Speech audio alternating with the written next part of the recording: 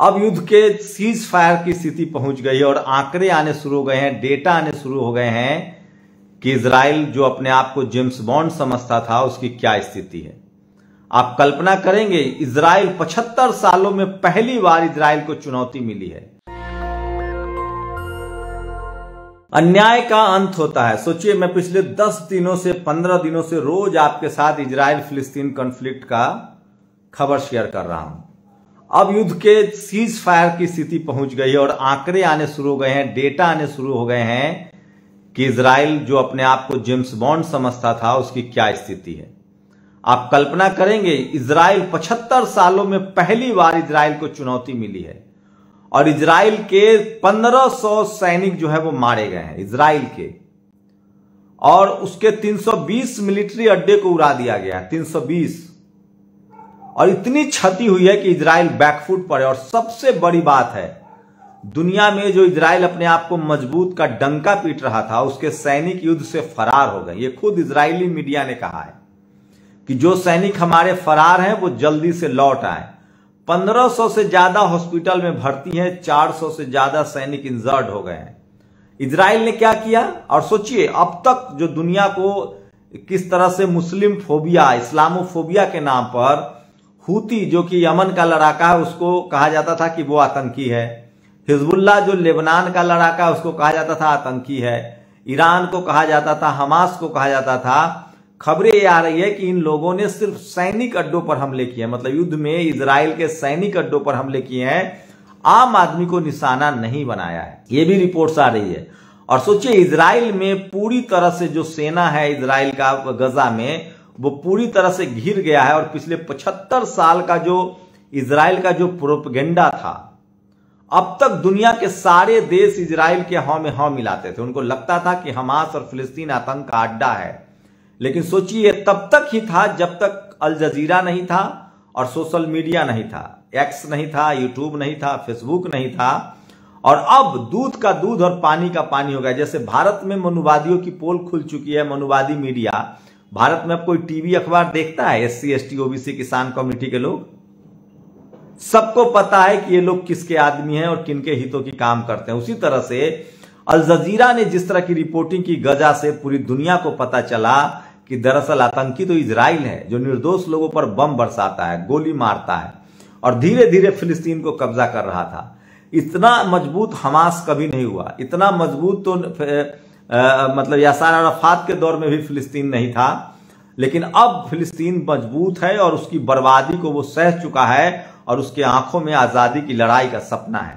हर फिलिस्तीनी अब यही कह रहा है कि इस लड़ाई का अंत नहीं होगा, इस लड़ाई का अंत न्याय के साथ होगा, इस लड़ाई का अंत आजादी के साथ होगा और किसी भी कीमत पर अब हम लोग पीछे नहीं हटेंगे। और सोचिए, 20 लाख फिलिस्तीनियों को बेघर कर दिया गया है। लेकिन दुनिया किस तरह से मदद कर रही है वो भी चौंकाने वाला है। लगभग 100 ट्रक रोज मदद अब मिल रहे हैं, 500 ट्रक लाइन में हैं। तो दुनिया का परसेप्शन बदला है। अब कोई नहीं कह रहा है दुनिया में कि फिलिस्तीन और हमास आतंकी है, हिजबुल्लाह आतंकी है, हूती आतंकी है।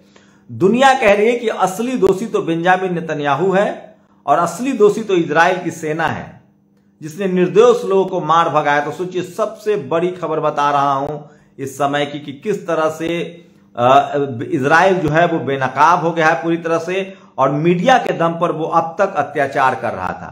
वो भारत के रिपोर्टर सबको भेजना चाहिए फिर से दोबारा इजराइल। आपको पता है, इजराइल में इजराइल के बेंजामिन नेतन्याहू के खिलाफ प्रदर्शन हो रहा है। बेंजामिन नेतन्याहू के खिलाफ इजराइल में इजराइल के खिलाफ प्रदर्शन हो रहा है, जो सोशल मीडिया पर सबसे ज्यादा वायरल खबर है। और दुनिया को पता चल गया है कि किस तरह से इजराइल के बेंजामिन नेतन्याहू ने अपनी कुर्सी बचाने के लिए एशिया को युद्ध में धकेल दिया, एशिया को युद्ध को मुहाने पर ला दिया। और अब तक कभी भी खाड़ी देश एकजुट नहीं हुए थे। ये नहीं कह सकते कि फिलिस्तीन मुस्लिम देश है इसलिए खाड़ी देश एकजुट हो गया। मुस्लिम देश तो पाकिस्तान भी है और पाकिस्तान के बाद दूसरे नंबर पर सबसे ज्यादा मुसलमान भारत में रहते हैं। क्या कभी भी खाड़ी देशों ने पाकिस्तान का मदद पक्ष लिया? क्योंकि दुनिया को पता है कि पाकिस्तान टेरर प्लांट करता है, आतंकवाद को पालता पोसता है।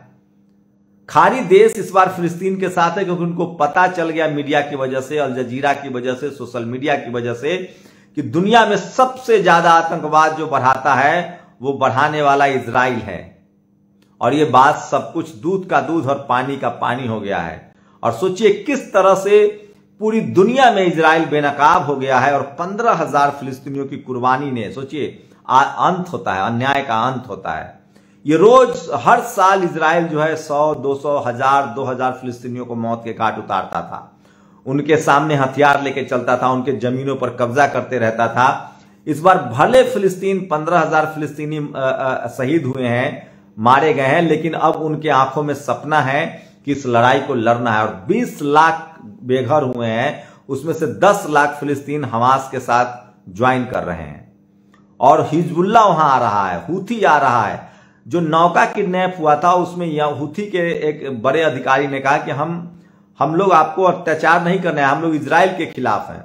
तो पूरा अरब देश इजराइल के खिलाफ है और 145 देश फिलिस्तीन के साथ है और इजराइल के खिलाफ है। बताइए ये सारे देश क्या भांग खाए हुए हैं? भारत भी पूरी तरह से अब फिलिस्तीन के, स्वतंत्र फिलिस्तीन के साथ है। और ये जो आतंकवाद वाला जो खेल था वो खत्म। जैसे भारत की मनुवादी मीडिया आदिवासियों को नक्सलवादी कहती है, आदिवासियों को नक्सलवादी कहती है, दलितों पिछड़ों को उग्रवादी कहती है, गरीब तो उसकी श्रेणी में ही नहीं है, मुसलमानों को आतंकवादी कह देती है। ठीक यही हालत वहां की मीडिया का था। लेकिन सोशल मीडिया ने भारत की भी स्थिति बदल दी। सबको पता चल गया कि कौन लोग तलबे चाटते हैं पत्रकारिता के नाम पर, कौन लोग इस देश को गुमराह करते हैं, किनके लिए रोजगार बेरोजगारी मुद्दा नहीं है। लॉकडाउन में मर रहे थे लोग, मास्टर स्ट्रोक बता रहे थे। नोटबंदी में लोग मर रहे थे, मास्टर स्ट्रोक बता रहे थे। तो मैं इसलिए कह रहा हूं सोशल मीडिया ही सबसे बड़ी मीडिया है और सोशल मीडिया ने खेल पलट दिया है। और इजराइल अपने सबसे बुरे दौर में है, सबसे बुरे दौर में। और इस समय मैं एक और खबर आपको शेयर कर रहा हूं, मैं मैच भी बराबर देख रहा हूं। सूर्य कुमार यादव और जो ईशान है वो कहर ढा रहे हैं। सोचिए वर्ल्ड कप के फाइनल में किस तरह से सूर्य कुमार यादव को 7वें नंबर पे खिलाया गया। ये मैं नहीं कह रहा हूं, 97 रन बनाने वाले गौतम गंभीर ने कहा। और अभी T20 मैच चल रहा है ऑस्ट्रेलिया के खिलाफ और सूर्य कुमार यादव और ईशान किशन जो है वो रनों की बौछार कर रहे हैं। तो सोचिए एक बैट्समैन को कैसे खिलाया गया था और किस तरह से, मैं इसलिए कह रहा हूं मनुवादी मीडिया सूर्य कुमार यादव के पीछे पड़ा हुआ था। अब सूर्य कुमार यादव को कप्तान बनाया गया है। जैसे ही मैच खत्म होता है मैं उस पर भी बात करूंगा। लेकिन सोचिए सूर्य कुमार यादव के प्रेस कॉन्फ्रेंस में 1-2 पत्रकार गए, एक पीटीआई, एक एएनआई और एक 3 ही पत्रकार था। सोचिए इस देश के मनुवादी मीडिया को दलित, पिछड़े, आदिवासी, मुस्लिम नहीं पसते हैं, कैसे समी पर हमले किए जाते थे। इतना बेहतरीन परफॉर्मर के साथ किस तरह का व्यवहार होता है। तो आज भी इस देश में जाति के नाम पर दलित, पिछड़े, आदिवासियों के साथ अत्याचार होता है, उनका शोषण होता है, उनको बराबर का मौका नहीं मिलता है। और वही सोचिए किस तरह से मुस्लिम के साथ अब धर्म के नाम पर अत्याचार हो रहा है। यही सब हो रहा था फिलिस्तीन और फिलिस्तीन में, जिसका फिलिस्तीन ने मुंहतोड़ जवाब दिया है। और मैं यकीन के साथ कह रहा हूं कि अब वो समय आ गया है कि अब फिलिस्तीन पर दुनिया की नजर, दुनिया का रुख जो है वो साफ है और देर सवेर फिलिस्तीन को आजादी देनी पड़ेगी। और इजराइल अपने सबसे बुरे वक्त में 75 सालों में कभी भी इतने इजरायली सैनिक नहीं मारे गए थे जितना हमास ने इस बार मार गिराया है। 1500 सैनिकों की हत्या हुई है, 1500 सैनिक भर्ती और कुछ तो भगोड़े हो गए हैं, भाग गए हैं। उसका आयरन रोम रडार का क्या हुआ, मोसाद का क्या हुआ, ये सब पानी फिर रहा है। और आम आदमी जब आजादी की लड़ाई लड़ता है तो अंग्रेज भाग गया था। तो ये इजराइल किस खेत की मूली है? हिटलर को शिकस्त खानी पड़ी थी। अन्याय का अंत होता है और इंसानियत की देर सवेर ही सही जीत होती है। लेकिन तकनीक, सोचिए जिस तरह से रूस यूक्रेन युद्ध में रूस को फंसाया गया, पूरे देश ने यूक्रेन की मदद की, पूरी दुनिया ने, उसी तरह से इजराइल और फिलिस्तीन के मामले में पूरी दुनिया इजराइल के साथ खड़ी है, फिलिस्तीन के साथ खड़ी है, इजराइल के खिलाफ। और इसीलिए फिलिस्तीन की जीत अब पक्की लग रही है।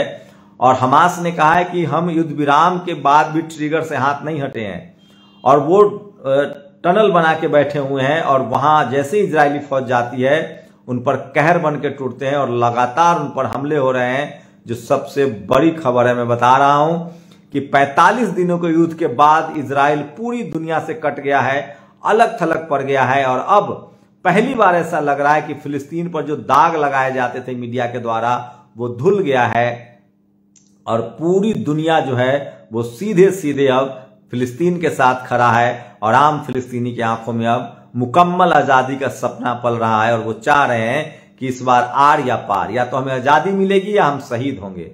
बम गिराकर 15,000 फिलिस्तीनियों को मार कर भी उन्होंने हौसला नहीं तोड़ पाया है और वो इस लड़ाई को आगे लड़ रहे हैं। सबसे बड़ी खबर है 45 दिन बाद अब तक इजराइल को इतना कभी नुकसान नहीं हुआ था जितना इस बार हुआ है। और ग्राउंड पर जैसी फिलिस्तीनी के सामने इजरायलियों का पाला पड़ता है वो भाग खड़े होते हैं। तो इजराइल और फिलिस्तीन का युद्ध अब जल्दी समाप्त होगा, फिलिस्तीन को न्याय मिलेगा और देर सवेर इजराइल को फिलिस्तीन की आजादी देनी पड़ेगी, उसका एक एक इंच जमीन जो है वो लौटाना पड़ेगा। तो 45 दिन बाद पूरी दुनिया को पता चल गया है कि इजराइल का जो नीयत है वो ठीक नहीं है। वो फिलिस्तीन पर दम के आधार पर, ताकत के आधार पर कब्जा करना चाहता था, लेकिन 7 देश एकजुट हो गए हैं जो लड़ रहे हैं इस युद्ध में।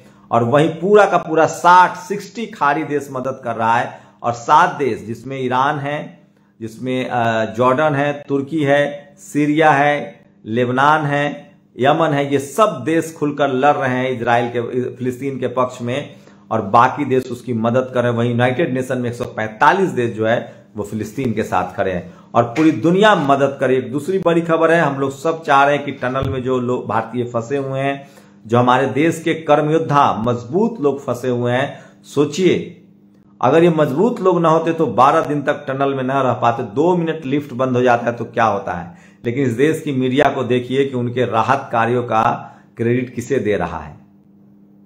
जो वहां लगे हुए हैं लोग दिन रात, उनको क्रेडिट मिलना चाहिए। इस देश के जो इंजीनियर हैं, वैज्ञानिक हैं, जो मेहनतकश लोग हैं, वो सब मिले हुए हैं और अपने भाई को सुरक्षित लाने की कोशिश में लगे और वो आएंगे। मैं इसीलिए कह रहा हूं, आपको मीडिया गुमराह करती है, उससे बचिए और ज्ञान, विज्ञान, पढ़ाई लिखाई, पढ़ाई, स्कूल, दवाई की तरफ जाइए। तो ये तमाम बड़ी खबरें थी जो सोशल मीडिया पर आज वायरल है, लेकिन सबसे बड़ी खबर है 45 दिन बाद ये पता चल गया है कि इजराइल एक आतंकी अन्यायी देश था जिसको अब खामियाजा भुगतना पड़ रहा है और फिलिस्तीन अपनी आजादी की लड़ाई लड़ रहा है। आप लोग अपनी प्रतिक्रिया जरूर दीजिए। शुक्रिया।